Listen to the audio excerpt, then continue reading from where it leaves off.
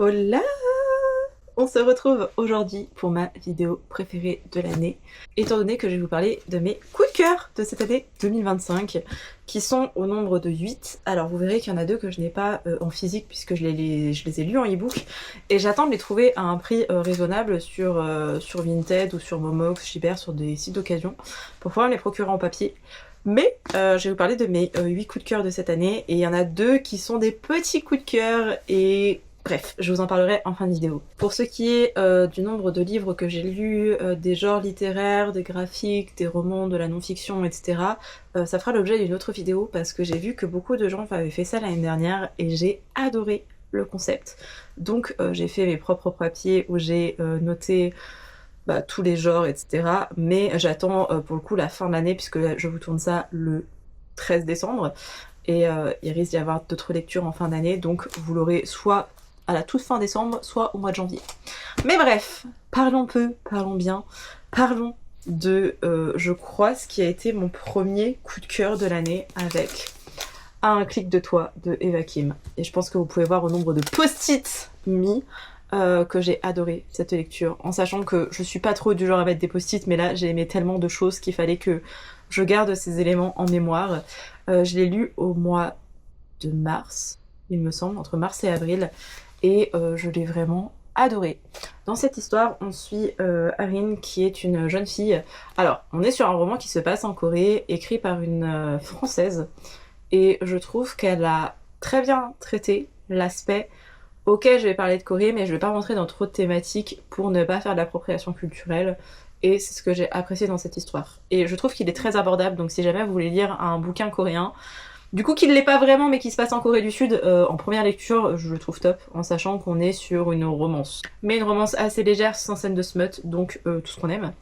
Mais ici on suit Arin qui est genre l'élève modèle, l'élève parfaite, la fille qui veut tout faire bien, qui n'a plus son papa qui est décédé, et sa maman doit gérer les choses sauf qu'elle n'est pas en capacité de le faire, notamment parce qu'elle n'a pas une bonne santé mentale, et du coup Arin prend encore plus de responsabilités. Elle est proche de son oncle et elle essaye de gérer aussi plus ou moins la vie de son frère, et elle s'interdit quelque part de vivre. Et un jour elle va tomber par hasard sur un garçon qui s'appelle Youngjae. J'avais oublié le nom d'un de mes book boyfriends. Non mais sérieux. Elle tombe sur Youngjae qui est caché. Alors, elle le connaissait dans un cadre plus ou moins privé, mais là, elle rencontre son personnage, puisque lui est un streamer extrêmement connu, sauf qu'il ne montre pas son visage. Et va se lier une relation entre eux qui est excessivement drôle, où ils trouvent une sorte de compromis tous les deux, mais lui la pousse à sortir un peu de sa zone de confort sans non plus la mettre en insécurité. Et elle le taquine tellement. Et ensuite, toute une bande de gamers qui vivent au sein de la même maison. Je ne sais plus comment est-ce qu'on appelle ça. Genre des maisons de streamers. Mais bref, il vit dans cette coloc-là. Et elle va, alors pas intégrer en tant que vivre au sein de ce groupe-là, mais être amenée à les fréquenter. Et vraiment, tous les membres de cette team sont tellement attachants. Et de voir du e-sport, et c'est bien traité. Ça fait plaisir, en sachant qu'en Corée du Sud, c'est vraiment un vrai phénomène. Alors déjà, en France, on a une petite vague, mais vraiment, là-bas, c'est énorme. C'était trop bien. La romance prend du temps, mais du temps à s'installer, mais elle était très mignonne.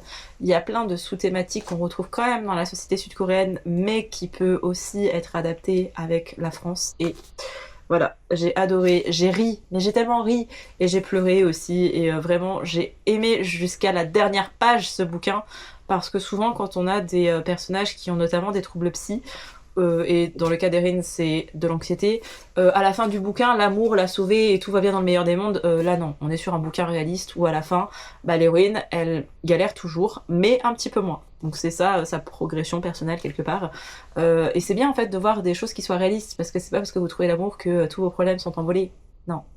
Et il est aussi question d'amitié dedans, il est question de secrets, il est question de plein de petites choses, mais vraiment j'essaie de vous faire un court résumé, mais il était vraiment trop bien, et c'est l'un de mes gros coups de cœur de cette année, et je l'ai conseillé à une autre copine qui l'a aussi adoré, et je continue ma propagande aujourd'hui, parce que vraiment j'ai adoré ce bouquin d'Eva Kim. Elle en sort un autre en mars ou avril, je ne sais plus, enfin bref, début d'année chez Slalom Romance, et j'ai hâte de voir ce que ça va donner, même si celui-ci je pense qu'il aura toujours une place dans mon cœur. J'ai aussi lu et adoré cette année Delia Green Doesn't Care de Ashley Herring Blake. Je n'ai toujours pas lu le tome 2 parce que alors le tome 2 est sur la sœur de Delia, mais Astrid, qui est la sœur, je la croyais hétéro et finalement elle ne l'est pas forcément. Et ça m'a perturbée parce que je pensais qu'on allait sur une romance hétéro. C'est aussi pour ça que je l'ai pas encore lu.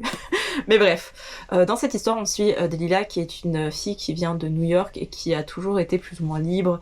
Elle vient d'un milieu artistique et elle a toujours vécu, enfin toujours.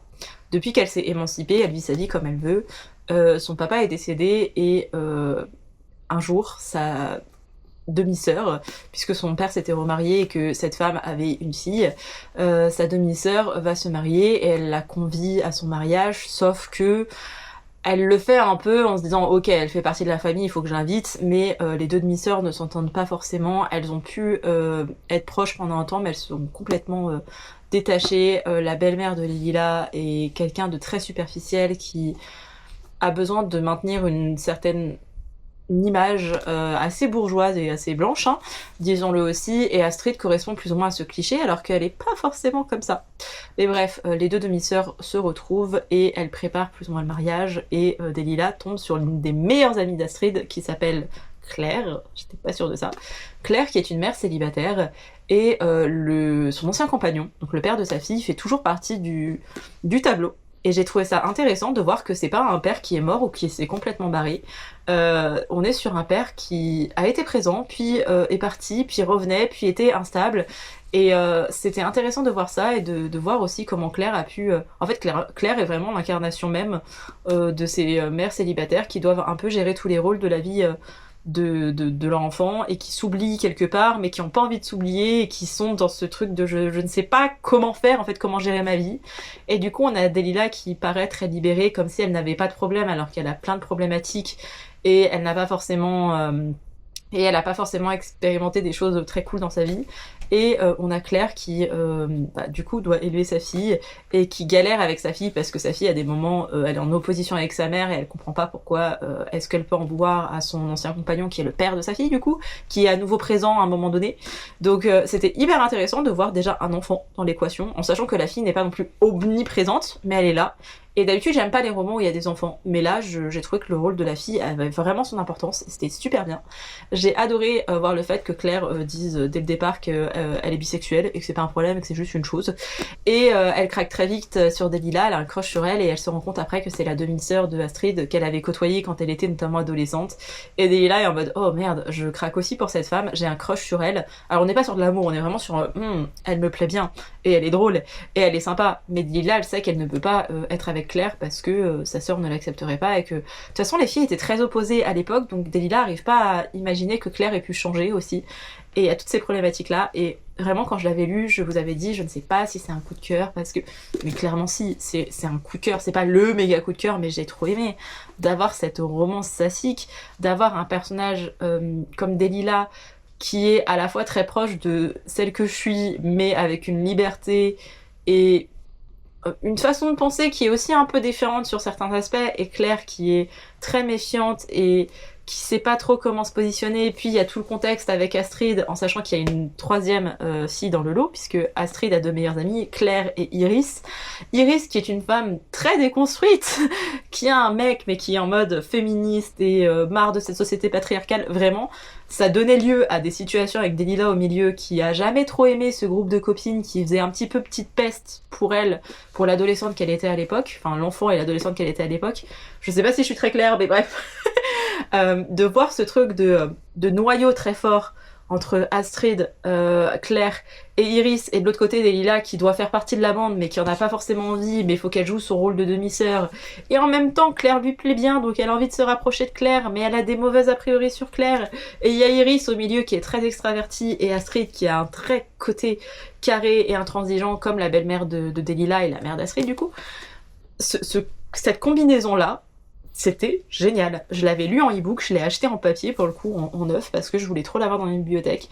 Et je l'ai recommandé à plein de gens, et les gens aiment. Et moi c'était Nadège, enseignement de Planète Diversité, qui l'avait recommandé, et vraiment je comprends, parce qu'il est trop bien. Il faut que je lise la suite avec Astrid, mais Je sais que ça va être différent et je risque d'être déçue, donc j'essaye de pas avoir trop d'attentes. Mais il était vraiment exceptionnel, j'ai trop aimé, et bravo les lesbiennes! Vous noterez quand même que cette année, j'essaie d'être brève et d'être concise dans mes avis, mais j'ai l'impression d'être complètement à côté de la plaque. Donc si jamais vous avez un petit doute sur ces lectures, vraiment faites-moi confiance, et gardez en tête que je suis juste très mauvaise pour synthétiser les choses, mais je les ai vraiment adorés ces livres-là. Ensuite, c'est un livre que j'ai lu, il me semble, l'été dernier, c'est La librairie des souvenirs de Song Yun-jang, pardon. Et comment vous dire que j'ai adoré ce livre? Je vous avoue que j'avais certains a priori parce que Michel Lafon, et j'ai jamais lu de roman coréen qui était traduit chez eux. En sachant qu'en France, je ne sais pas pourquoi ils font ça, mais ça arrive régulièrement que les maisons d'édition traduisent des livres coréens depuis l'anglais. C'est-à-dire que les anglophones achètent les droits d'un bouquin en coréen, ils le traduisent, et en France on décide de traduire une traduction. Yes! Mais on le ferait pas avec certaines langues, mais par contre pour le coréen, je sais pas, on se réserve ce droit-là. Et j'avais peur que ce soit le cas avec ce roman-ci. Alors la bonne surprise c'est que non, c'est bien traduit du coréen. Et on est sur quelque chose de fantastique, où on a une héroïne qui ne va pas bien psychologiquement, notamment depuis le décès de sa maman. Elle est en dépression, la dépression en Corée du Sud, alors c'est très commun, mais ce n'est pas accepté. C'est un véritable tabou, on ne parle pas de santé mentale. Tout le monde se suicide, tout le monde est dans un mal-être qui est vraiment quelque chose de sociétal, hein, parce que lié à des pressions de la société et des gouvernements et de la politique, etc., et un système de hiérarchie très fort.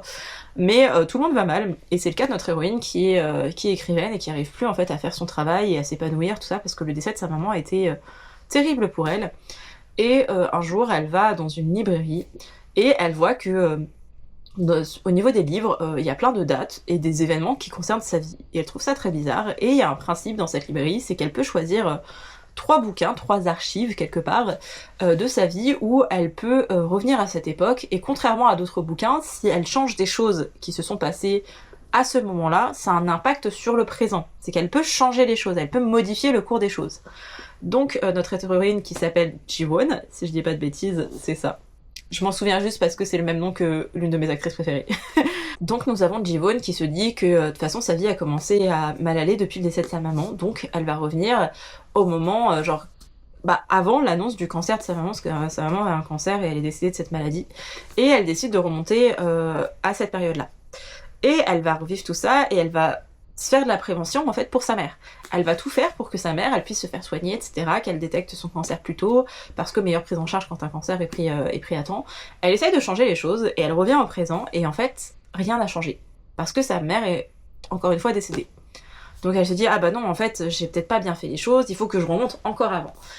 Et elle va remonter comme ça 3 fois dans le temps, et je vais pas vous spoiler l'histoire, mais la thématique c'est pas tellement si on pouvait revenir en arrière et changer les choses, est-ce que ça changerait quoi que ce soit sur notre présent? Ou ce qu'on essaye de faire quand on dit qu'on aimerait revenir en arrière et changer le cours des choses parce qu'on a des regrets ou des remords, ce serait pas plutôt de profiter des gens qu'on aime? Et ce bouquin est une ode à la relation mère-fille, et au fait que quand on est enfant et adolescent, surtout adolescent, on est assez ingrat avec ses parents, et qu'on se rend pas forcément compte que à un moment donné, ils risquent de disparaître, de mourir, et que alors dans notre inconscient, on se dit oui, mais ça arrive quand ils sont très âgés, quand ils sont très malades, et ils vont s'endormir paisiblement et jamais se réveiller quand ils auront 105 ans en ayant gardé toutes leurs facultés physiques et psychologiques, et cognitives surtout. Et la réalité, c'est pas ça, c'est qu'on n'en sait rien. On ne sait pas quand est-ce que nous, on va décéder, quand est-ce que nos proches vont mourir, vont être accidentés, vont peut-être perdre la mémoire, ou la parole, ou que sais-je, hein, ou des fonctions physiques. Hein. On n'en sait rien. Et du coup, ce bouquin parle finalement de tout ça, de l'amour de Ji-won pour sa mère, et de toutes les choses qu'elle aurait voulu dire, qu'elle ne lui a pas dites, ou toutes les fois où elle avait des regrets. Et c'était tellement beau et émouvant, j'ai les larmes qui me montent.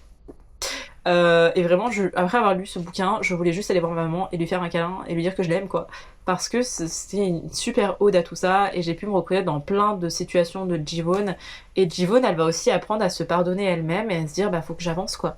Et vraiment, c'est pas pour faire une glorification en disant que les parents sont toujours parfaits et qu'on doit leur pardonner toutes leurs actions. Absolument pas. Il y a des parents toxiques, et on est bien d'accord, et je tiens vraiment à le préciser. Hein. Mais dans mon cas et dans ma situation, j'ai vraiment été touchée par cette histoire, parce que je pouvais faire un parallèle avec ma vie, et je me suis dit, oh ouais, en fait, tellement de fois dans ma vie, j'ai voulu revenir en arrière en me disant ah mais si j'avais fait ça avec cette personne, mais si c'était passé ça. Mais ce que je veux changer, c'est pas forcément le cours des choses, c'est plutôt comment j'aurais pu exprimer mes sentiments. Et en fait, ça fait un rappel aussi sur la vie où il faut pas attendre d'être dans des situations dramatiques pour dire aux gens qu'on les aime, donc pas forcément à notre famille, hein, mais à nos amis, à nos proches, à nos animaux, peu importe. Mais c'est un peu, il faut vivre maintenant parce qu'on ne sait pas de quoi est fait demain en fait. Et ouais, c'était un super bouquin et je reproche beaucoup aux bouquins, alors que ce soit japonais ou coréen, je pourrais pas vous dire dans les autres langues parce que je n'en ai pas lu assez, mais dans les bouquins japonais et coréens que je vois beaucoup tourner et qui sont très plébiscités par des maisons d'édition, on est souvent dans le milieu du livre et on est souvent sur des romans chorales et sur des choses assez légères finalement avec des micro-leçons de vie, mais il faut vraiment... Enfin, c'est plus des... Ils appellent ça des healing books, mais je trouve pas qu'on soit vraiment dans quelque chose de soigné, de guérir. Pour moi, c'est juste une espèce de cosy, enfin de livre cosy, doudou, etc. Et j'ai pas de problème avec ça, mais je trouve que l'appellation n'est pas bonne. Alors que pour ce bouquin-ci, je trouve qu'on est vraiment dans un healing books. Et ça partait pas forcément dans cette direction. J'étais un peu dubitative au début et je pensais vraiment ne pas aimer. Et je l'ai dévoré. Et je me souviens qu'il me restait quelques pages à finir. J'étais dans le train de retour de Lyon et j'étais là, non, non. Je veux pouvoir me poser chez moi pour pouvoir pleurer toutes les larmes de mon corps si je le souhaite. Et c'est ce qui s'est passé. Parce que vraiment, j'ai été très touchée par cette histoire et je le relirai. Je l'ai aussi en e-book, mais je l'avais lu en papier pour commencer. Et je l'ai en e-book, donc vraiment, si je veux le relire, je le relirai. Et je pense que ce sera soit entre fin 2025 ou début 2026. J'ai trop besoin de le relire parce qu'il m'a fait du bien. Et que vraiment, ça fait encore une fois prendre conscience que la vie est trop courte pour se prendre la tête avec certaines choses ou accorder de l'importance à des choses qui sont assez futiles. Et finalement, ouais, on profite pas assez des gens qu'on aime. C'est un petit peu ça la morale de cette histoire. Et il était vraiment très très bien. Et c'est bien traduit, c'est bien, enfin, traduit / écrit, c'est accessible et c'est... Vraiment, j'ai adoré. Vous savez que j'adore les romans qui sont très sociétaux, notamment en Corée du Sud. Mais là, on n'est pas là-dessus. On est vraiment sur un bouquin qui est international. Alors oui, c'est écrit par une Coréenne et ça se passe en Corée. Et il y a quelques petites thématiques propres à la Corée, comme des cérémonies qu'on n'a pas en France. Solal, on ne l'a pas du tout en France. Mais on pourrait apporter ça à d'autres fêtes françaises, dont religieuses. Et vraiment, il était trop bien. Et pareil, bouquin très abordable si vous voulez lire de la vraie littérature sud-coréenne. Celui-ci est vraiment très très bien et très accessible et c'est un très très bon... Techniquement c'est un fantastique, mais on pourrait presque l'associer à du contemporain et c'était... Il était vraiment trop trop trop bien. Je pense que c'est mon méga coup de cœur de l'année. Voilà, c'est celui-là. Avant de partir sur de la non-fiction et des graphiques, il faut que je vous parle du magasin de lettres de Séoul. Je vous mets la couverture ici. Que j'ai absolument adoré. Pourtant ça partait mal dans le sens où bouquin de chez Nami qui est bouquin coréen de chez Nami, je me suis dit ok, on va être dans tous les bouquins coréens de chez Nami, que je prends, que je lis, et je suis déçue parce que je trouve qu'il y a un fossé entre le résumé et le bouquin. Et on est dans ces espèces de healing books qui pour moi ne sont pas des healing books où il y a beaucoup de romans chorales et je n'aime pas ça. Mais je m'obstine en me disant mais non, mais j'essaye d'encourager la maison d'édition et en même temps j'aime la littérature sud-coréenne, donc le peu qu'on nous propose en France, je veux pouvoir les lire. Voilà, j'étais dans ce cas de figure là. Et je commence le bouquin avec une héroïne où on apprend que sa sœur, qui était la sœur parfaite, la sœur aînée, et Holden vient vous dire bonjour, cette sœur aînée se retrouve endettée et décide de partir. Et donc la fille prodige n'est plus forcément la fille prodige à laquelle on s'attendait, et notre héroïne, il y a un petit peu tout qui lui tombe dessus, où elle voit ses parents qui vont se saigner comme jamais pour rembourser des dettes de leur fille, qui continuent de glorifier leur fille aînée en disant oui mais c'est pas de sa faute, elle a voulu investir son argent, elle faisait confiance à un partenaire financier, et finalement bah il lui a fait à l'envers quoi, c'est vraiment pas la faute de ta sœur, et la mère va tomber je crois qu'elle va tomber dans les escaliers, enfin bref, au cours de son travail, parce qu'elle décide de reprendre le travail pour combler ces dettes-là, elle va se blesser, et là encore, elle trouve des explications et des excuses à la sœur aînée, et pour la sœur cadette, c'est pas possible, parce que sa sœur aînée était toujours érigée comme la sœur parfaite, l'enfant qui a fait des études. Vraiment, vous avez le droit à Holden qui prend son droit sur mon corps. tel l'homme alpha qu'il est. Mais on a du coup cette sœur aînée qui était parfaite, qui a fait de grandes études, qui a fait de longues études dans une grande université, qui a été diplômée, qui a été enfin vraiment qui a coché toutes les cases. Et on a la sœur cadette qui est la sœur qui aimait pas forcément l'école, mais qui a trouvé sa voie dans le cinéma, dans un milieu artistique, ce qui n'est pas forcément très bien vu, que ce soit en Corée comme en France, hein.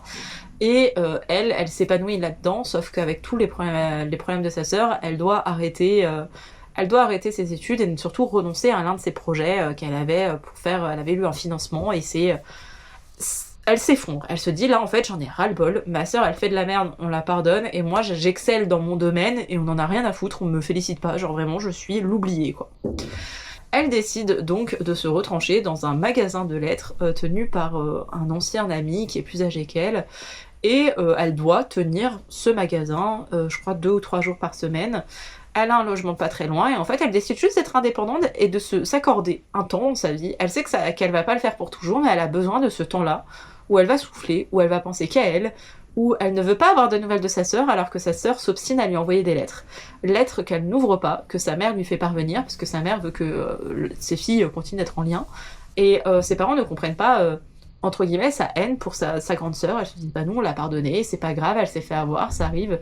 Sauf que la petite sœur a d'autres revendications par rapport à sa grande sœur, notamment le fait qu'elle voyait sa sœur comme un exemple, que sa sœur la traitait très bien et la cajolait, était très proche d'elle, mais elle lui a pas parlé de tous ces problèmes-là, elle a juste décidé de se barrer. Et pour la cadette, c'est impossible de comprendre en fait ce revirement de situation. Donc on a la cadette qui décide de s'écouter, qui intègre ce magasin de lettres, et c'est une boutique où on vend de la papeterie, notamment du matériel pour écrire des lettres, et dans le lot il y a un concept un petit peu particulier, puisque les gens peuvent écrire des lettres sur place, qu'ils vont laisser à l'accueil, donc auprès de notre héroïne, pour qu'elle puisse les envoyer, donc aller à la poste, etc. Ça évite un déplacement pour les gens. Mais les gens peuvent aussi décider, contre un peu d'argent, c'est pas énorme en termes de taux, je ne sais plus les won qui se sont demandés, mais c'est vraiment pas grand chose. Mais ils peuvent écrire sur place une lettre qu'ils mettent dans une certaine catégorie, et des gens derrière peuvent prendre la lettre, la lire et y répondre, et c'est comme ça que vont naître plusieurs relations épistolaires, donc parfois de l'amitié, parfois de la séduction, parfois c'est signé, parfois pas du tout, donc il y a aussi un jeu de hasard, et notre héroïne va être dans ce magasin, évoluer dans ce magasin, va rencontrer dans le lot aussi un homme qui est un auteur de webtoon qui galère à écrire, à dessiner à nouveau, et il a eu beaucoup de succès, et maintenant tout le monde attend son prochain webtoon, et là il est incapable de le faire. Donc il y a aussi cette thématique qui est abordée. Le propriétaire du magasin de lettres est un homme qui a une trentaine d'années, qui est marié, qui a un enfant, et il a un peu des idées un peu des lubies, des choses un peu comme ça, et du coup nous avons notre héroïne qui est un peu plus carrée et un petit peu plus structurée, qui essaye de mettre de l'ordre dans ses idées pour pas qu'il parte dans tous les sens et pour faire en sorte que le commerce continue de fonctionner, en sachant que elle dépend aussi financièrement de ça. Et c'est vraiment, là pour le coup aussi un healing books quelque part, mais que j'ai trouvé mieux fait. C'est que mon avis, hein, il y a plein d'autres bouquins de chez Nami qui sont coréens et qui ont été adorés par les gens, hein. Mais moi c'est la première fois où je me dis, ce bouquin-là est excessivement bon, parce qu'on parle de thématiques qui sont propres à la Corée du Sud. Encore et toujours, j'aime les sujets de société sud-coréens abordés par les Coréens. Du coup c'était trop bien de voir ça. Je vous parle pas de toutes les thématiques parce que je vous laisse les découvrir, mais il y a des choses très propres à la Corée, et en même temps c'est un bouquin qui est ouvert à l'international, j'ai envie de dire, parce que ce n'est pas non plus des thématiques qui sont extrêmement niches. On parle d'avoir des parents qui ont plus ou moins des préférences pour un enfant, ou en tout cas qui mettent plus en valeur, et souvent ce sont les aînés. Là pour le coup on est sur 2 filles, mais quand il y a un garçon dans l'équation, les hommes sont souvent plus valorisés que les femmes, et encore plus dans des pays d'Asie. Du coup on voit quand même cette disparité là, on voit que quand vous faites des études artistiques, vous êtes moins encouragés que quand vous faites des études, je crois que sa sœur c'était dans les lettres, et elle a été professeure, etc. Et c'est des métiers qui sont vraiment bien valorisés dans les pays, dans beaucoup de pays d'Asie, contrairement à la France où c'est assez, entre guillemets, commun. Mais il y a beaucoup de thématiques comme ça qu'on peut retrouver. Le fait de se dire, là en fait, je vais être, entre guillemets, quelque part égoïste, et m'accorder du temps pour moi, parce qu'en fait, il se passe trop de choses. J'ai dû renoncer à des projets, j'ai dû renoncer à des rêves, j'ai dû renoncer à une carrière que j'adorais, parce que ma sœur a fait de la merde et qu'en plus elle m'a même pas informée, donc il y a aussi ce côté trahison. Et vraiment, ce lien entre les deux sœurs, il est tellement beau. Et elle, de voir que des gens, parce que du coup, on voit le va-et-vient des gens qui entretiennent des relations épistolaires, et des fois, ils ont absolument pas conscience qu'ils se croisent et qu'ils s'écrivent des lettres, alors que... Et du coup, notre héroïne, elle les voit, elle se dit mais comment ces deux personnes peuvent trouver des choses comme ça? On voit des petits bouts de récits de gens. On n'est pas du tout sur un roman choral, mais à travers les lettres et le passage des gens dans la boutique, on peut avoir des petits morceaux d'histoire des personnes que j'ai adoré, quoi. Et vraiment, c'est pas du tout dans le cliché, dans la caricature des personnages, c'était vraiment un petit quartier de Séoul, pas Gangnam ou Itaewon ou des quartiers dont on a l'habitude d'avoir, vraiment petite ruelle, petit truc sympathique, petite vie, comme si on était à la campagne dans une ville, quoi, parce que c'est vraiment apparenté au quartier et c'était trop bien. Genre vraiment, j'ai adoré cette histoire et il m'a fait du bien ce livre. Et je cherche en occasion parce que j'ai pas envie de repayer du coup le livre en papier en sachant que je l'avais, je crois, payé aussi en e-book. Mais non, c'est vraiment, j'attends de le trouver pas trop cher pour l'avoir dans la bibliothèque et je sais que lui aussi, un jour ou l'autre, je le relirai. Alors ma lecture est assez récente, elle est plus récente, je crois qu'elle date de septembre-octobre, donc je vais attendre un petit peu, mais vraiment, il m'a fait du bien aussi ce livre aussi. Et là, je vais basculer sur un livre de non-fiction qui... Alors, c'est très rare que j'ai des livres de non-fiction qui soient des coups de cœur. Mais celui-ci, il est tellement bon et bien construit et dénonciateur, et je me suis tellement retrouvée là-dedans à apprendre des nouvelles choses en sachant que je lis des bouquins féministes depuis quelques années maintenant, et je me suis déconstruite sur pas mal de sujets, et j'ai ouvert les yeux sur beaucoup de choses, à savoir que vraiment, moi, dans ma famille vraiment féministe, vous voyez, en termes de femmes, même en termes d'hommes. Alors c'est compliqué de dire que les hommes sont déconstruits, parce que bon, il y a toujours des limites à tout ça, mais je viens pas d'un environnement toxique où les hommes font rien et machistes, etc. C'est pas du tout la mentalité de ma famille. Donc il y a des choses que je pensais aussi être la norme dans la vie, en fait, alors que ça s'apparentait à la norme dans ma famille. Là, j'ai lu en avril, je crois, avril ou mai, Désirer la violence. Je vous mets la couverture à l'écran, je ne sais plus le nom de l'autrice, j'en suis désolée. Je l'ai lu en e-book et alors soit j'attends la parution poche, soit je me l'achèterai en occasion. Je ne l'ai pas cherché, je vous avoue très franchement. Mais dans ce livre aussi, on va nous expliquer comment alors la pop culture, j'ai envie de dire, le cinéma, les séries, tout ce qu'on voit en fait dans l'audiovisuel, nous influence et est extrêmement sexiste. Et on parle vraiment de la France. Et en France, vous savez qu'on protège les agresseurs. Vraiment, je suis en train de vous tourner un vlog où je ne fais que me révolter et dire ma haine de ce système patriarcal. Donc j'ai l'impression d'en remettre une couche aujourd'hui. Mais c'est vrai que dans ce livre aussi, on va nous donner plein d'exemples très concrets. Il y a des choses dont on a plus ou moins conscience selon l'époque à laquelle on est né. Et on explique aussi ce truc franco-français de dire on sépare l'œuvre de l'artiste. On est aussi un pays où on protège Polanski qui a été jugé, condamné et qui a fui sa condamnation. Hein. On protège cet homme et on le glorifie parce qu'on n'est pas juste en train de dire ok on le réfugie chez nous. Non non, on le protège, on le glorifie, on lui permet de continuer son art via le cinéma et derrière de lui donner des récompenses. Et c'est tout ce paradoxe-là où on va parler aussi de la série Friends et ô combien les personnages sont problématiques, notamment le personnage de Ross. Et je me souviens que quand je regardais la série dans les années 90-2000 surtout, j'avais pas forcément conscience de ça. Puis j'ai grandi, j'ai fait... Et il y a quand même plein de choses qui ne vont pas avec lui. Hein. Et autant le côté problématique de Joey, on l'avait déjà en fait, on avait conscience et c'était en mode oui c'est un Don Juan et il joue là-dessus et ça correspond au cliché, mais finalement c'est aussi des choses qu'on intègre et on se dit ah les hommes on les valide quand ce sont des Don Juan, quand ils en ont rien à foutre des femmes et qu'ils les traitent plus ou moins comme des objets et comme des personnes de passage, là où si on avait le même personnage féminin on s'insurgerait et on se dirait bah non c'est une pute, pourquoi est-ce qu'on dit pas la même chose d'un homme? Et c'est plein de petites choses comme ça, où même si on le voit et on peut le comprendre, on nous montre encore une fois ce genre de représentation. Un homme a le droit de coucher avec plein de femmes et c'est ok. Une femme, non, doit être vierge, doit être pure, elle doit bien se tenir, elle doit sourire, elle doit être maquillée, elle doit être... C'est plein de petites choses comme ça. Et au niveau du cinéma, on va revenir sur certains classiques du cinéma et expliquer que, ok, c'est peut-être un classique, mais pour autant, on peut les dénoncer. Et il y a certains classiques du cinéma qu'on n'est pas obligé de garder. Et peut-être qu'il faudrait les remettre en question et s'interroger et se dire « Ok, pour l'époque c'était peut-être bien pour ça, mais actuellement on n'a pas besoin de glorifier cette culture du viol. » L'autrice aussi aborde un petit peu ce qui se fait dans les livres, même si c'est assez sommaire, mais c'est vraiment toute cette représentation qu'on a...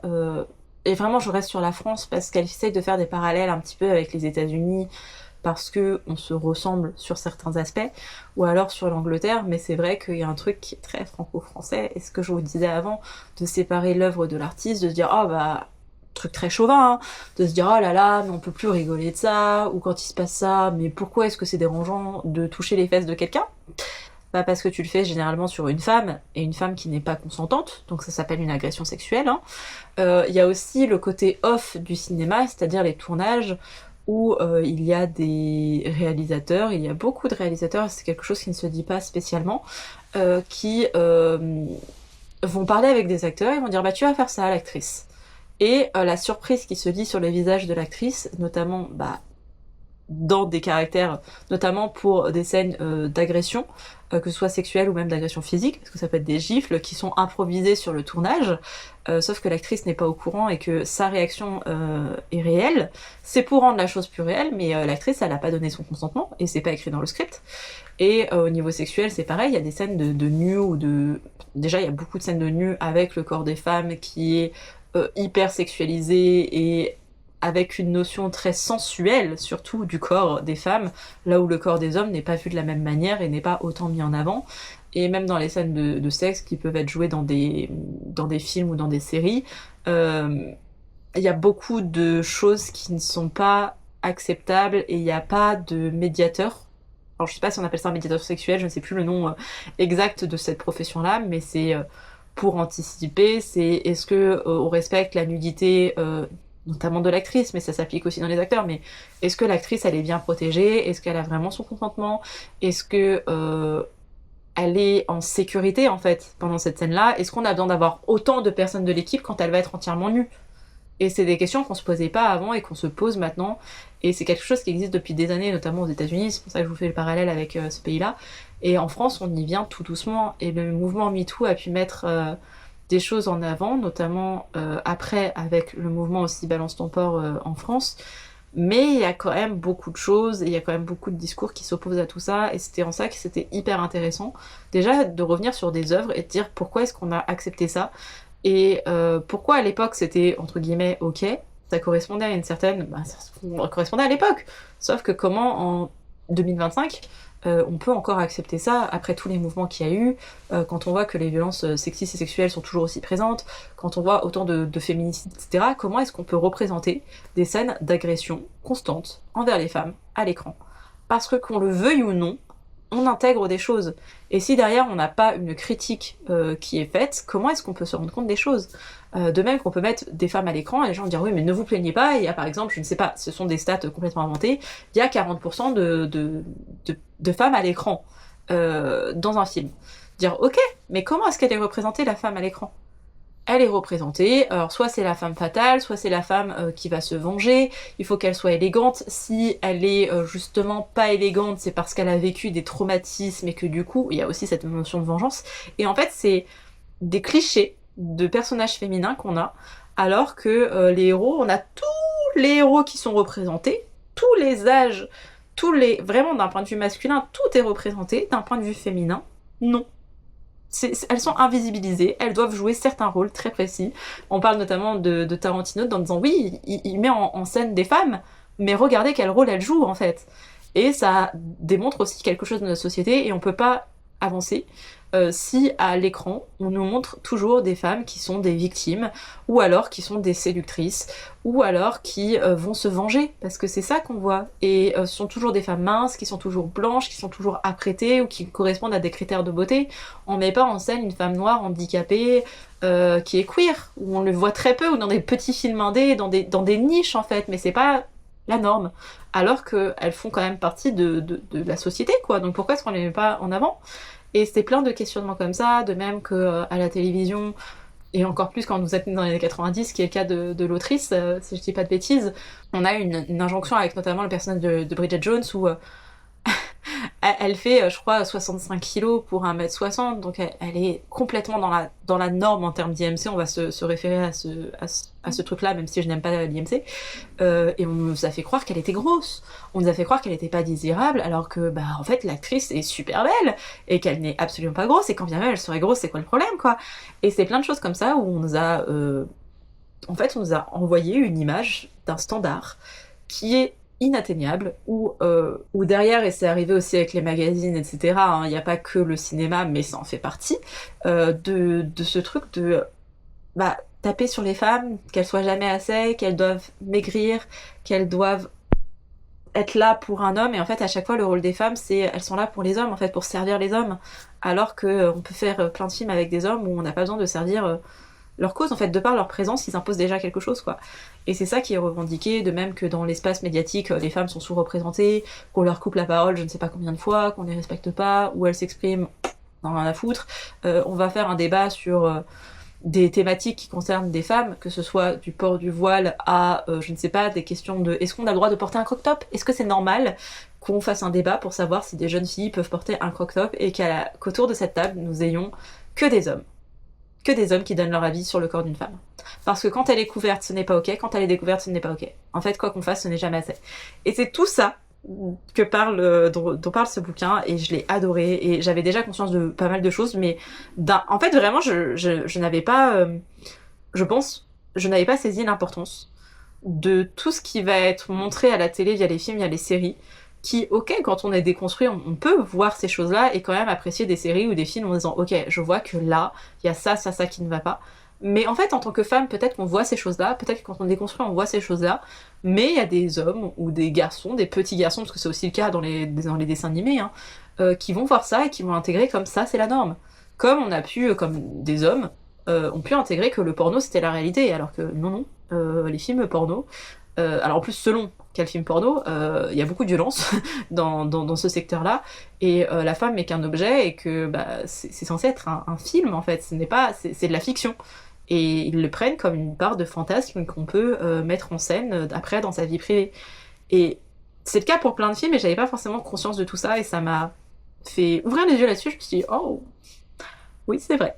Sans compter cet entre-soi très bourgeois et très on est copains, et que de toute façon on soutient les hommes qui sont des violeurs et des agresseurs sexuels, et oh là là, ces féministes qui ouvrent leur bouche et qui s'insurgent de quoi que ce soit, on n'a plus le droit de toucher les femmes, on n'a plus le droit d'en faire ce qu'on veut, je ne comprends pas. Oui, bah en fait Maurice, j'ai hâte que tu décèdes pour que cette nouvelle génération puisse arriver et soit un petit peu plus déconstruit que toi. J'arrive désormais sur les graphiques. Je vous avoue que j'en ai pas mis beaucoup, parce qu'il y en a qui ont été des sagas que j'avais déjà bien aimées en 2024 et que je voulais pas en remettre une couche.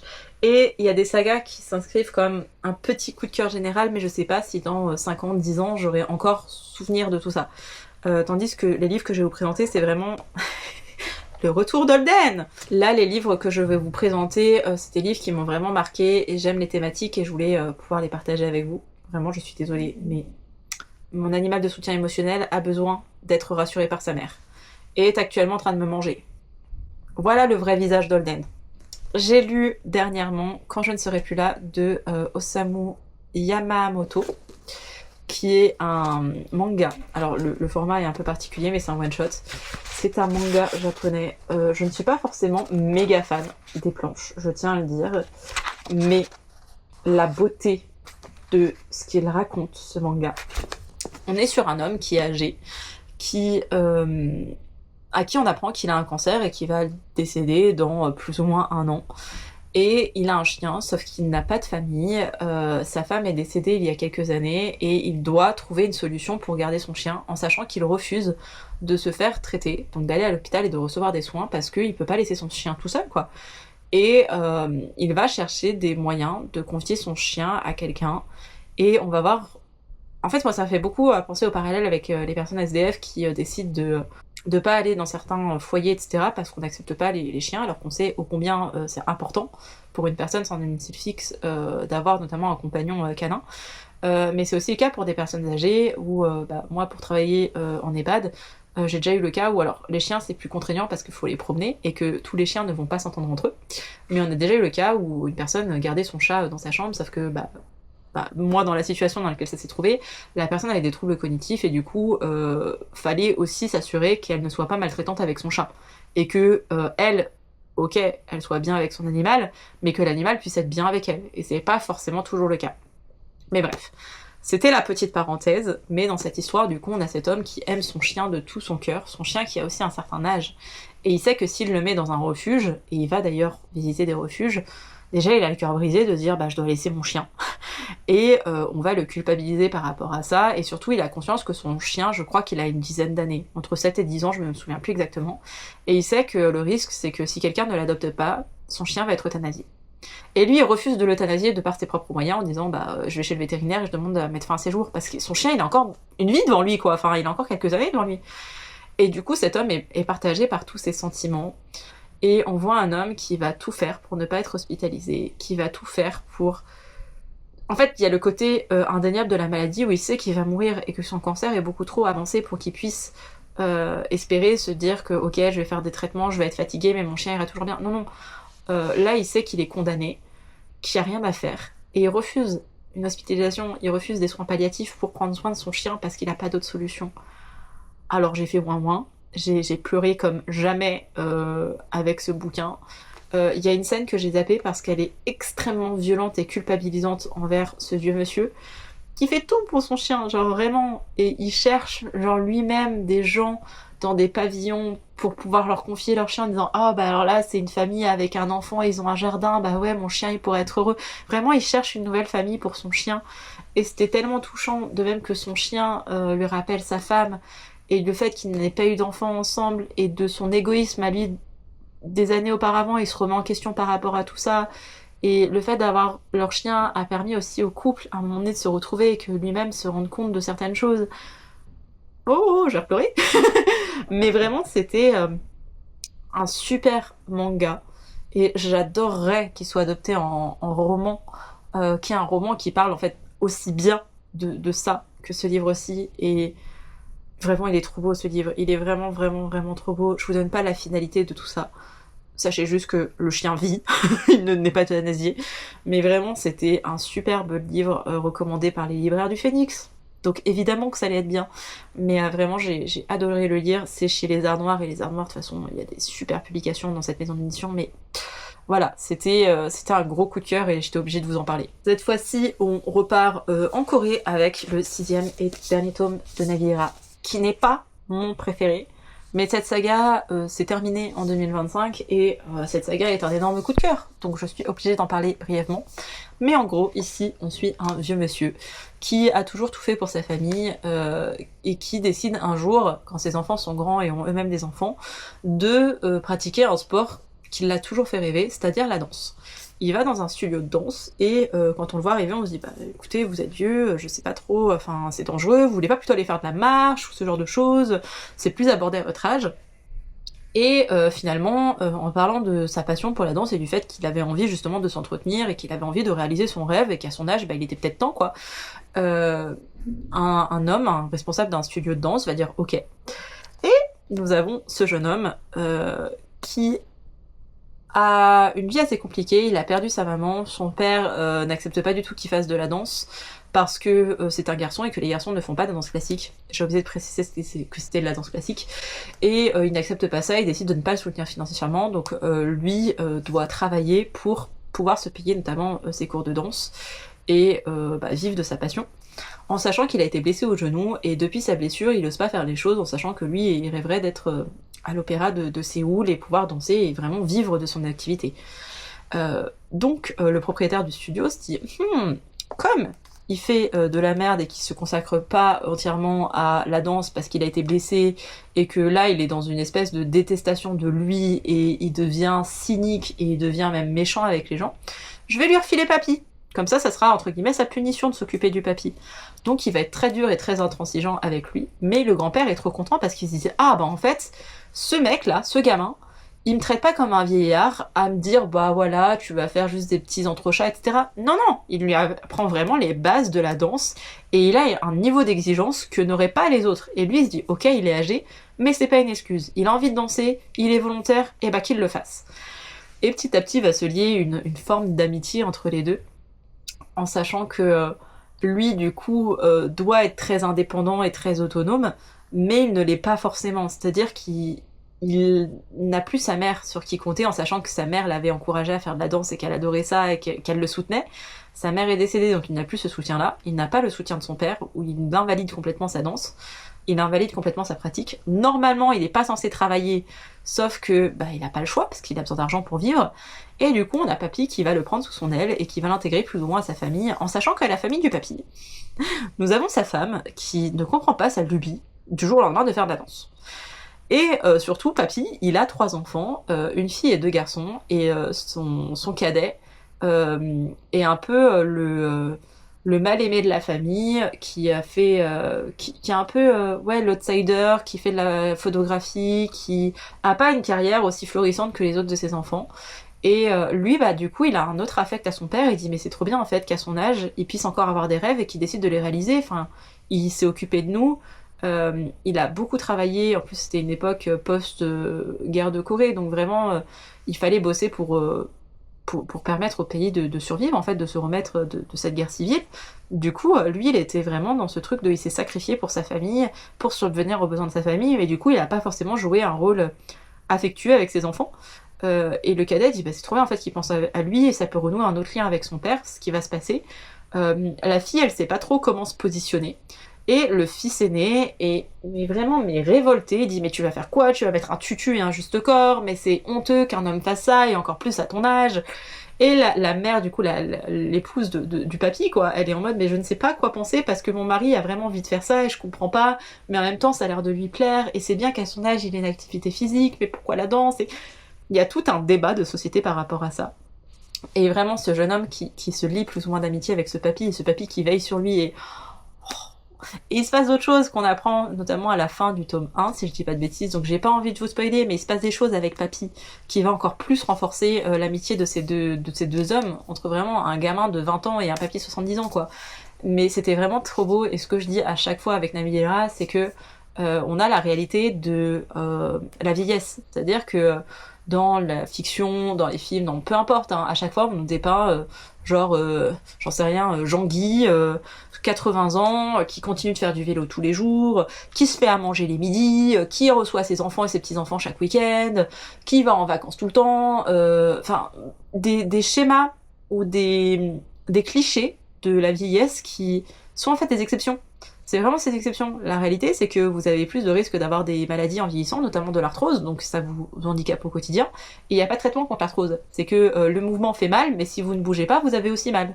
Et du coup, vous avez plus de risques de tomber dans la dépendance. On parle pas du cholestérol, du diabète, de l'hypertension, de ces choses-là. On parle pas du tout de risque de faire des AVC ou de faire des infarctus. On parle pas du tout de l'isolement, parce qu'il y a un véritable isolement, parce que bah, vos amis meurent, en fait, parce que vous avez un certain âge, vous avez plus de risques de perdre vos proches, vous avez aussi perdu généralement vos parents, enfin bref, il y a plein de choses liées à la vieillesse qu'on voit pas forcément, ou qui sont très romantisées, je trouve, dans les œuvres de fiction. Alors c'est vrai que j'ai un parti pris, parce que moi je travaille en institution. Mais même quand je travaille à domicile, le maintien à domicile chez des personnes, c'est vraiment pour des raisons financières, alors que elles pourraient être mieux dans des maisons de retraite, enfin dans des EHPAD. Et à contrario, c'est trop bien d'être à domicile, mais c'est pas toujours adapté, ça dépend des profils des personnes. Et c'est aussi abordé là-dedans, en sachant qu'on est sur une autre culture. En Corée, on met pas forcément les personnes âgées dans des EHPAD, comme c'est le cas dans d'autres pays. En France, on a plus ce côté, entre gros guillemets, individualiste, ou plutôt comme les femmes travaillent, elles peuvent pas s'occuper des grands-parents. Là où c'était le cas il y a quelques années en France aussi. Mais voilà, il y a toutes ces questions-là, et j'ai trouvé ça trop bien d'avoir un vrai monsieur qui, bah en fait, quand il fait du sport, il en peut plus, hein. Il a des courbatures, il est en train de transpirer, il a mal, et il se traîne, et à des moments c'est trop compliqué, et il y a plein de petites choses comme ça, hein. Et comme tout ce qui va être du renoncement, où avant, papy, bah, il conduisait, il faisait plein de choses, et petit à petit, quand vous vieillissez, vous renoncez à des choses. C'est qu'avant, vous aviez un immense jardin, puis après, vous vous retrouvez avec un petit potager, Puis petit à petit, vous allez renoncer, de même que vous pouvez vivre dans une grande maison, puis finalement vous prenez une plus petite maison, ou votre grande maison, vous allez toujours dans les mêmes pièces et vous occupez plus des pièces qui sont à l'étage, parce que monter les escaliers, entretenir tout ça, bah c'est compliqué.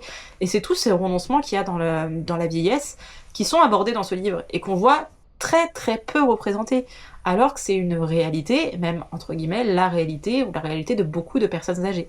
Donc j'ai adoré voir ça, et voilà. Ça conclut la saga, je vous en ai parlé depuis toutes ces années parce que j'ai adoré. Je vais enfin pouvoir continuer de regarder le drama parce que je ne voulais pas être en avance. En fait, à un moment donné, je crois que c'est entre le tome 4 et le tome 5, je n'en pouvais plus d'attendre, donc j'avais commencé le K-drama, parce qu'il y a un K-drama qui a été adapté de ce webtoon.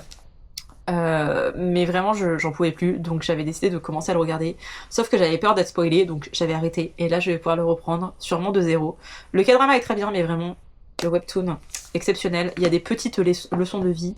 Dans ce dernier tome, on voit aussi la transmission finalement, comment est-ce que notre jeune homme qui a vieilli au fil des tomes prend un peu le rôle de professeur, et comment est-ce que lui, il va mettre en pratique des choses qu'ont pu lui enseigner Papy, et même Papy évolue, hein, donc il y a toutes ces questions-là, et c'était vraiment trop bien. C'est une super saga, et c'est un super webtoon, et je l'ai recommandé à la terre entière, et je sais que j'ai acheté le premier tome à plein de mes copines, parce que vraiment, je suis en mode, vous aimez pas forcément les mangas, et je comprends, c'est en noir et blanc, faut lire à l'envers, vous savez pas dans quel sens lire les cases, et ça peut être... c'est peut-être un peu plus une niche pour certains. Là, pour le coup, tout est... c'est comme un gros roman graphique, sauf qu'on appelle ça un manhwa, techniquement. Et bref, vous lisez comme vous lisez une bande dessinée, quoi. Et vraiment exceptionnel, je le recommanderais jamais assez. Et le dernier coup de cœur, alors j'ai hésité à le mettre entre coup de cœur et genre mention spéciale comme les deux autres livres que j'ai à vous présenter, mais je trouve que c'est tellement innovant qu'il fallait que je le mette ici. Il s'agit de Shelter of Love de Rie, je sais pas du tout comment on dit, Haruka. C'est le premier tome, parce que je n'ai toujours pas lu le tome 2. Je sais, what a shame, en sachant que je l'ai acheté et que il m'attend dans ma palle. Mais ici, on parle de l'aide sociale à l'enfance, mais version japonaise. En gros, c'est ça. De comment... d'enfants qui vivent dans des foyers ou dans des familles d'accueil, de parents qui ont été démissionnaires, de parents qui ont été maltraitants, de parents qui sont décédés, de toutes ces thématiques-là, et c'est quelque chose dont on ne parle pas au Japon, alors je n'ai plus la stat, et c'est écrit dans le manga, je sais pas si je vais le retrouver en direct avec vous, mais il y a des stats d'enfants qui sont considérés comme abandonnés au Japon. Je me demande si je viens pas de passer devant. Nope. Je ne retrouve pas la stat, ça m'énerve. Mais bref, il y a énormément, c'est des milliers et des centaines de milliers d'enfants, je crois, qui sont abandonnés chaque année, enfin abandonnés avec des gros guillemets, hein, chaque année au Japon, et c'est quelque chose qu'on ne retrouve jamais, que ce soit dans la littérature, que ce soit dans les mangas, que ce soit dans les animés, mangas, je les mets dans la même catégorie, dans des films, en fait on n'en parle pas. On n'en parle pas, et on a l'impression qu'au Japon, il y a encore ce côté famille nucléaire où les gens se marient, ont des enfants et ne se séparent pas parce que ça ne se fait pas de se séparer, alors que la réalité c'est quand même un petit peu différent, et que oui, il y a forcément des enfants qui sont maltraités, abandonnés et malheureux aussi dans cette société-là. Et c'est ça que j'ai aimé en fait, de découvrir ça avec le Japon, parce que je ne l'avais jamais vu auparavant, et de voir cette famille qui se crée entre ce garçon et cette fille. Je ne sais pas du tout si ça va basculer dans une romance, mais actuellement on n'est pas dans ce cas de figure, et leurs deux situations de vie sont différentes, et on voit comment est-ce qu'ils se rapprochent petit à petit, et comment en fait ils essayent de se créer une famille de cœur, en sachant que la famille... dans certains pays d'Asie, dans beaucoup de pays d'Asie, et notamment au Japon, c'est hyper important. C'est-à-dire que alors, si en France c'est déjà pas forcément très bien vu quand on dit qu'on est plus en lien avec ses parents, et qu'il y aura toujours des gens pour vous dire oui, mais quand même, c'est ta mère, c'est ton père, tu peux pas l'abandonner, etc. Déjà, vous n'êtes pas dans la vie des gens, je tiens à le dire et le redire, et c'est quand même plus ou moins accepté, parce que on a ce côté quand même très individualiste qu'il n'y a pas forcément au Japon. Donc vraiment, quand des parents décident d'abandonner leurs enfants, ou les maltraitent et décident derrière de négocier pour les récupérer, etc. Voilà, donc c'était hyper intéressant de voir cet aspect-là, en fait, je l'avais jamais vu, et de voir des situations de vie, et de voir comment des amitiés se créent, ou justement des conflits. On sait la réalité de l'ASE en France, on sait la réalité des foyers, des familles d'accueil, et de le voir dans un autre pays, avec une autre culture, j'ai trouvé ça hyper intéressant, je l'avais jamais vu. Et je pense que c'est pour ça que je vous dis, c'est un coup de cœur, mais c'est surtout le côté innovant. Et je verrai avec le tome 2 si je suis vraiment sur un coup de cœur, ou si c'est vraiment le premier tome et la thématique qui m'a plu. Mais voilà, je peux pas vous en dire grand chose parce que c'est un premier tome, et que vraiment là on est sur deux jeunes qui se retrouvent dans le même foyer et qui vont au fur et à mesure se lier d'amitié, mais on voit la vie au foyer, comment ça se passe au lycée, quel est le regard des gens là-dessus, comment est-ce qu'on peut s'intégrer socialement dans une société qui n'accepte pas qu'on corresponde pas à un certain standard, donc voilà. Ce manga parle de ça et il était trop bien. Et enfin, les deux derniers qui viennent de la même maison d'édition, c'est-à-dire Nazea Édition, que j'adore. D'ailleurs, je suis en train de me souvenir qu'il y a un des livres que je voulais, que j'ai oublié d'acheter. Alors que j'ai reçu une commande Fnac aujourd'hui. Mais bref, ce n'est pas grave. J'ai commencé, je crois, l'année avec un premier coup de cœur de Clone Doctor de Feng Shi et de Cory. Ici, on parle de personnes qui sont formées pour devenir clown dans les hôpitaux, pour apporter un petit peu de joie et de bonheur aux enfants. Et dans notre histoire, on est avec une héroïne qui a sa sœur qui est décédée. Et les clowns dans les hôpitaux avaient permis d'apporter un petit peu de joie et de gaieté à sa sœur, et du coup elle décide de faire la même chose. Elle va notamment se lier d'amitié avec un garçon qui suit la même formation qu'elle, en sachant qu'il y a plusieurs étapes de formation. C'est un one shot, il est tout court mais il se passe plein de choses. Et j'en parle vraiment très mal, mais notre héroïne elle est vraiment tourmentée parce que sa sœur lui manque, et en même temps il y a toute cette peine qu'elle a parce qu'elle a perdu sa sœur, et en même temps ses parents sont malheureux parce qu'ils ont perdu leur fille aussi, donc il y a beaucoup de tristesse dans sa vie, et elle décide de faire quelque chose de ce malheur. Et il y a aussi cette idée de quel genre de clown je peux être, parce que tout le monde ne va pas être le même type de clown dans les hôpitaux, parce que les enfants peuvent avoir peur du clown entre guillemets traditionnel, et qu'en fait le but c'est de dégayer un peu la vie de ces enfants qui sont parfois condamnés ou malades de manière temporaire, ou qui viennent souvent à l'hôpital, etc. Et on a plein d'aspects comme ça qui ressortent, et de voir cette amitié qui se construit aussi entre ce garçon et cette fille qui sont complètement différents, et lui qui est plus extraverti va réussir à la tirer, lui faire trouver elle-même sa propre identité en tant que clown, où elle est beaucoup plus introvertie et réservée, mais en même temps elle a un souhait d'apporter du bonheur aux enfants, en sachant que les enfants peuvent aussi se confier sur leur vie, et c'était vraiment trop beau, en sachant que ce genre d'ouvrage, ce sont des bouquins qui sont taïwanais. Et du coup, on voit un petit peu la situation de comment ça se passe à Taïwan. C'est pour ça que j'adore Nazea Édition, c'est que ça se passe à Taïwan. Et vraiment, il y a très peu de bouquins qui sont traduits du taïwanais. Je parle pas de la Chine, je parle vraiment du pays qui est Taïwan, parce que je reconnais Taïwan comme un pays. Mais il y en a très peu, et vraiment Nazea fait cet effort-là, en tout cas traduit ces bouquins-là.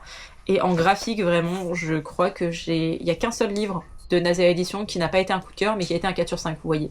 Mais j'adore leur catalogue de publications, je les suis, je vous dis juste que je suis en retard pour acheter certaines de leurs publications, mais il y a plein de thématiques trop bien, et c'est pour ça que je dis ça a été un coup de cœur sur le coup, mais je me souviens pas de tout. Je me souviens d'avoir pleuré à des moments, ri à d'autres, mais je me souviens pas de tous les éléments, et c'était en janvier.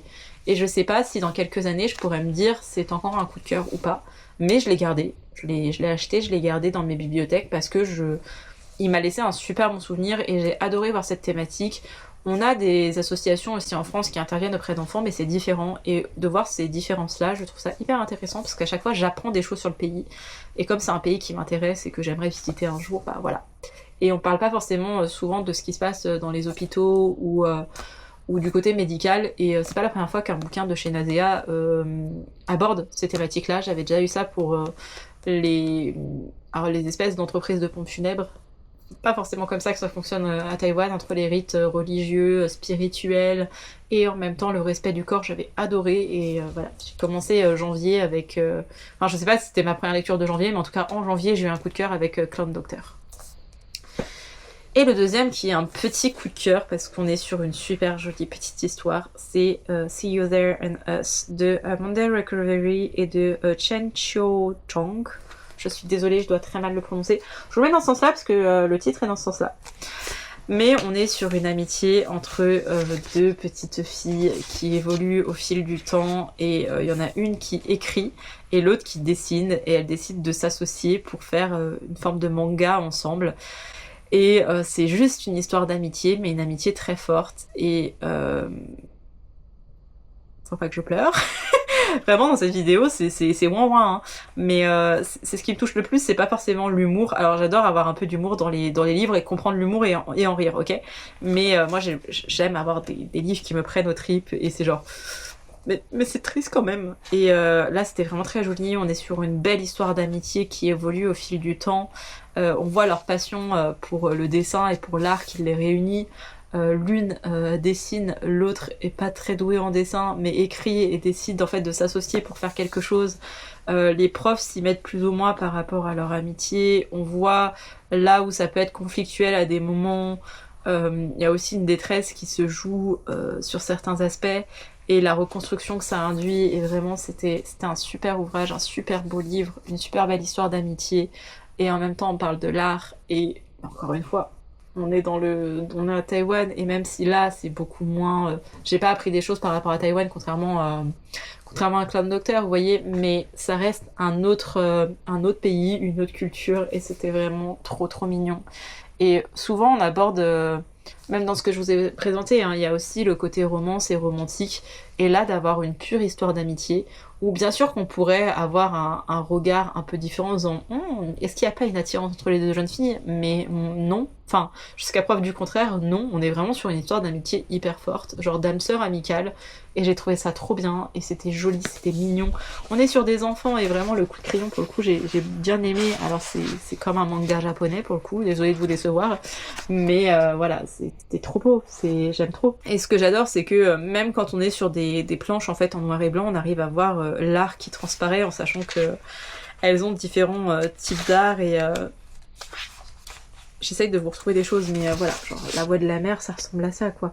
Et même à travers du noir et blanc, je trouve qu'on arrive à saisir quelque chose d'artistique dedans et de beau, et voilà, ça a été l'un de mes coups de cœur, je ne sais plus en quel mois, ça a été l'un de mes coups de cœur, mais pareil, est-ce que dans quelques années je m'en souviendrai encore et j'aurai toujours ce truc de je veux pas vous spoiler, mais pour le coup je me souviens de tout ce qui se passe dedans. C'est vraiment pour ne pas vous spoiler que je vous donne pas plus d'éléments. Contrairement à Clown Doctor où j'ai oublié certaines choses, là j'ai rien oublié. Et mon cœur brisé à la fin, je ne l'ai pas oublié non plus.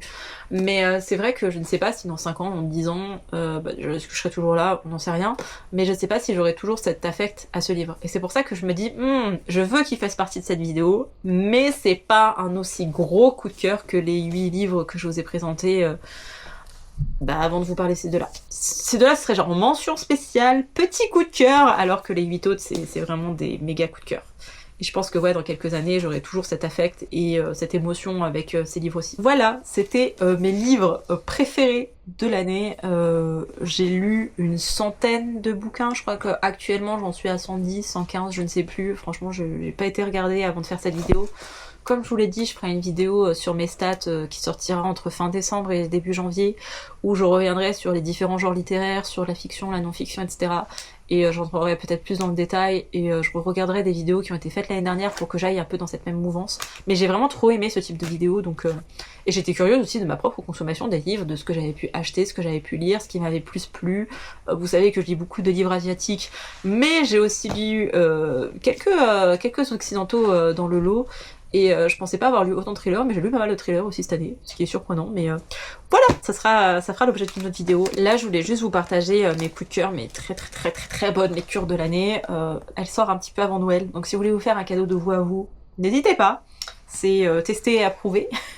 Et voilà, n'hésitez pas à me dire quelles ont été vos lectures préférées de l'année, si jamais vous avez lu certains de ces livres. Et moi, je vous dis à bientôt pour une prochaine vidéo. Bye!